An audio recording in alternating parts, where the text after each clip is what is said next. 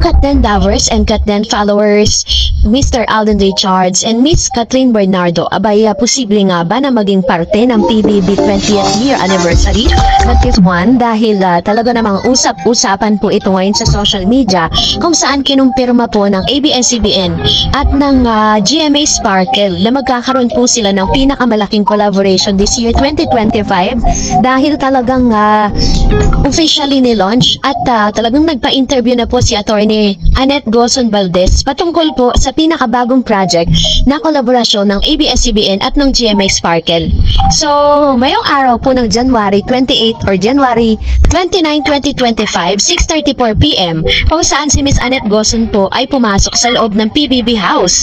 So, according to her, aliw na aliw ang mga netizen kay GMA Network Senior Vice President Annette Gozon Valdez sa kanyang mga naging saloobin matapos makapasok sa loob ng bahay ni Kuya. Nitong Martes, January 28, ginanap ang contract signing ng mga big boss ng ABS-CBN at GMA para sa kanilang historical collaboration para sa ika-20th anniversary ng programang Pinoy Big Brother. Sabi niya, "Thank you ABS for welcoming us here in PBB House." Iba pala talaga yung feeling makapasok sa bahay ni Kuya. Parang ayaw mo nang umalis. Natatawang sabi ni Annette. Biniro naman siya ng isa sa mga PBB host na si Mr. Robbie Domingo. Sabot naman ng GMA executive, parang nakaka-challenge kasi. Sabi niya, sundot naman ang ibang pang main host ng programa na si Bianca Gonzalez. Kay Attorney Annette, actually pagkatapos po nito ay maleta po ay ready na. Sa kanyang speech ay binanggit nito ang mga naging matagumpay ng collaboration ng GMA at ABS-CBN kabilang na ang teleseryeng Unbreak My Heart, ang pelikulang pinagbidahan ni Catherine Bernardo at Alden Richards na Hello Love Again at ngayon naman ay magiging celebrity edition ng Pinoy Big Brother.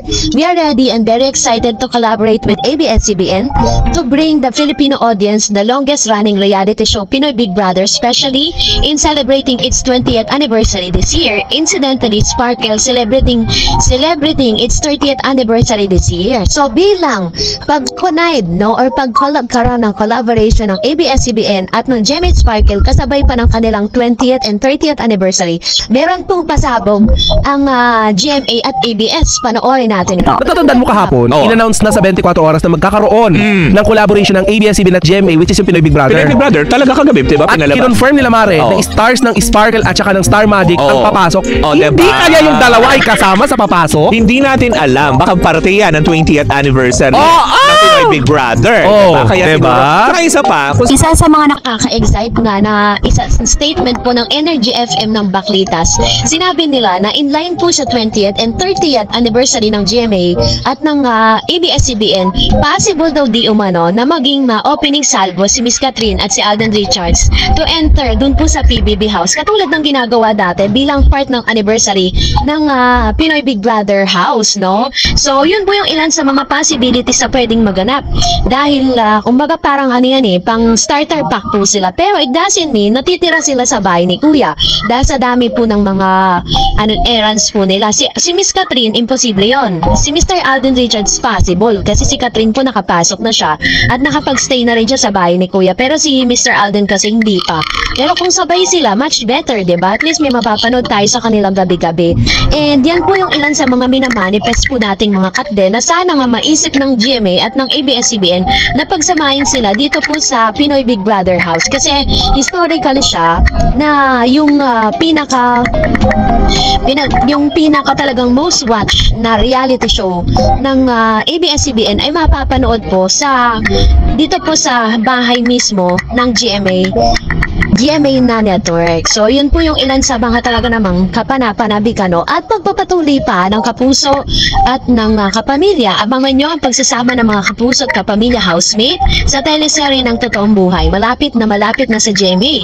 Sa ngayon, wala pa naman daw di umanong listahan kung sino ang mga Star Magic at Sparkle artist ang aabangan gabi-gabi sa pinakasikat na bahay sa Pilipinas. So, ibig sabihin po, ang ipapasok po nila is celebrity edition po ito. So, abangan po natin yan. At ngayon, tayo naman po ay magre-react sa ilan sa mga komento at reaction po ninyo patungkol naman sa ating latest updates. So, magsisimula tayo sa unang komento mula kay Miss Jerlyn Periol. Sabi niya, hindi naman siguro araw-araw alak ang inaatupag ni Kat. Siyempre, pag may party lang naman, wag pong negat, alam niyang ginagawa niya. Wag po tayong mayama sa mga idol natin. Labas tayo sa personal na buhay nila. Kung ano man gawin nila, buhay nila yan. Which is true, diba? Kasi may nag-comment dyan na parang napaka-alcoholic daw ni Miss Catherine. Actually, sa sitwasyon po ni Catherine kasi, minsan-minsan lang naman talaga niya ginagawa. Pag may okasyon, naaaring nakikita natin siyang umiinom tuwing sila po ay may ganap, 'di ba? May mga okasyon, umaalis, nagbe-beach, pero hindi naman po regularly ginagawa niyan. And deserve din po naman ni Catherine Bernardo na mag-enjoy dahil sa sobra at subsub na kanyang ginawa, no? And deserve niya rin naman po na mag-celebrate. Sabi ni Ma'am Shimalu, asa pa ba? Dapat naman noon ay umiwas na si Mata. Kung gusto yun pa ba na may makontrol sa kung ano ang hindi mo dapat gawin, masaya na si Catherine ngayon. Habol-habol lang si Mata dahil ang laki rin ng nawalan kita niya noong naghiwalay na sila. Yan, which is very true, 'di ba? Tama naman yung sinabi ni Ma'am Shimalu na parang nakita na dito kung gaano yung worth ni Miss Catherine Bernardo nung nawala siya dun sa dating niyang ex. Dahil grabe po talaga yung naging impact nun sa career ni Mr. Daniel. Pero sa nakikita natin ngayon, medyo umaalagwa konti at medyo talagang pinapatunayan niya na kaya niyang tumayo even without sa shadow ni Miss Catherine. Sabi ni Miss Rebecca Carrios, parang sa pamangkin ko 13 years sila, boyfriend or girlfriend. High school sweetheart, nag-live-in pa, pero naghiwalay din after 1 year. Meron nakilala, 2 years nagpakasal na kita. Kita namin sa mukha ng pamangkin ko kung gaano siya kasaya sa bagong love of my life niya. Ayan, so pinarehas niya or parang in example niya yung karanasan ng kanyang pamangkin. Doon po sa karanasan na nakikita natin ngayon kay Miss Catherine Bernardo at Alden Richards kasi wala naman po talaga sa taon yan.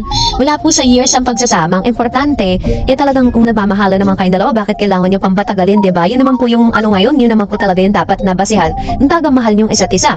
Sabi ni Bidara, sayaman at gwapo ba naman ni Alden? Dami pa nagkakagusto, ayaw pa ba sikat? Papatol na yan, syempre. Yan, ano naman yung kanyang komento with regards to this? Sabi po ng isa sa mga natin, huwag tayong pala decision. Although, wala naman po talagang masama doon dahil yun naman talaga yung gusto natin mangyari sa kanila, diba? Pero hindi naman po dahil sa yaman at sa itsura ni Mr. Alden Richards, kaya deserve nila magkatuluyan. But they deserve each other because they are the same generous, kind, diba? And sabi ni Ma'am Shiberji, sabi niya, hi Ma'am Doris, have a great day to you and your family. Also Katden supporters, followers, and fans. Again Ma'am Doris, thanks again for Katden updates. Yes, congratulations to both Katden. Oo Ma'am Doris, matalino si Miss Kat. Never hindi na niya babalikan si Summer. At sa Kayla Estrada and Summer, sila na ang may issue at may name na ang love team nila. Katniel ang love team nila. Kay Niel ang love team nila Ma'am Doris. Nakita ko ang collaboration ng GMA. Yon, so Miss Kayla Estrada po is isa yan sa mga parang siniship dito kay Daniel Padilla, no? And I don't know kung totoo talaga yung mga bali-balita na yan, pero parang hindi ko nakikita na may interest din si Kayla kay Daniel eh. Hindi ko makita yun eh. And sabi pa ni Ma'am Chiberji, nakita ang collaboration ng GMA and ABS-CBN, nagko-collaboration na sila. Kaya manifesting na tuloy ng teleserye ng Katden kasi ang number na sinabi ni Ma'am Annette Annette, ang HLA, kaya tuloy na raw ang teleserye soon. Naway ang teleserye now ng Katden manifesting na love you, both Katden forever always. Ayan, so yung kanyang komento with regards to this, meron nga ako mga bali-balita na parang matutuloy daw, pero naghahanap kasi ako ng proof. Mahirap kasi na maglabas tayo ng ganitong balita nang hindi naman tayo sigurado. Sabi ni Miss Marites Ferrer, sa akin may something ng Katden at wala pang HLA, nagde-date na sila Kat at Alden. Minsan may tour pa yan sa Cebu at sa tour noon ng ABGG. Sumama si Tisoy, nakita video, 2 beses ko nakita sa clip video, tapos deleted na. Basta panatag ako sa Katden. Sabi nga ni Kat, ready na siya to fall in love again. More power to you, Dareds, for your update and God bless Katden forever.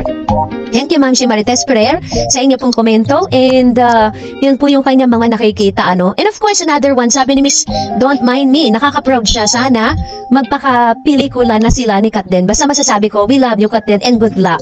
Yan, ito naman yung kanyang wish for Katden ano, na sana nga is masundan na yung kanilang project. Pero as of now, is wala pa po tayong nababalitaan na meron na po silang project. Pero although sinasabing may binabalangkas na proyekto together, pero parang solo era muna eh. Sabi ni Ma'am Elena, hindi babalik si Kat kahit 11 years kasi sa 11 years na yan ay mas maraming kalbaryo ni Kat kay Summer. Hindi lang makapalag kasi mayroon pa silang kontrata sa ABS-CBN kaya tinapos muna.